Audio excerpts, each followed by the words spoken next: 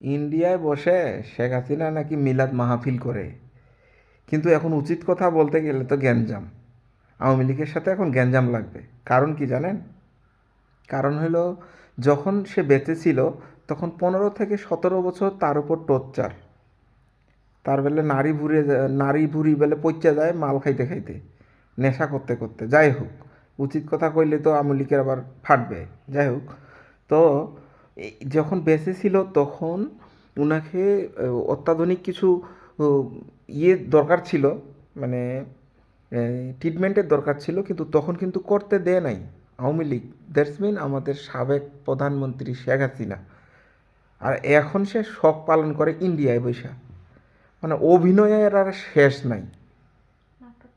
নাটক নাটক কম করো প্রিয়। আসলে এইরকম একটা অবস্থা। মানে কি একটা অভিনয় রে ভাই।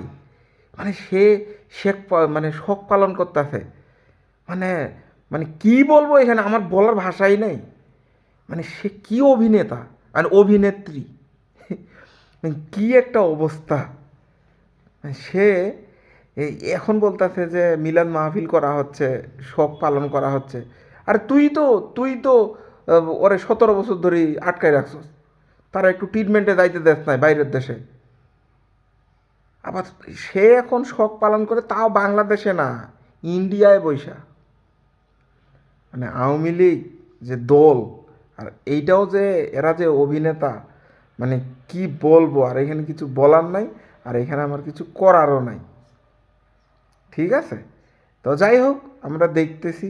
আর আওয়ামী লীগও শুনতে থাকুক, আর আওয়ামী লীগও শুনতে থাকুক, আমরা দেখতে থাকি। আর কিছু বলার নাই আমার।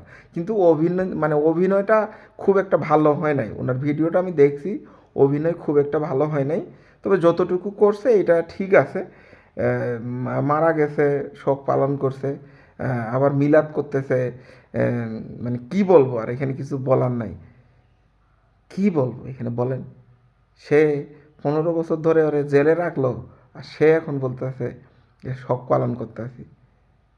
আসলেই মানে এ, কি বলে না, যে ক্ষমতা যে পরিবর্তনশীল, আল্লাহ যে ক্ষমতা পরিবর্তনশীল, এটা বলে দিছে। এটা আসলেই সত্য।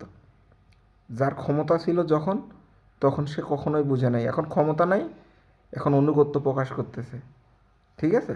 আর কাকে কে সম্মান দেয়, আল্লাহ কাকে কি সম্মান দেয় এটা মুশকিল। কি সম্মানটা না দিছে খালেদা জিয়াকে। আপসহীন নেত্রী, চিন্তা করছেন? এটা কম কম কথা? এটি কম বড় কথা?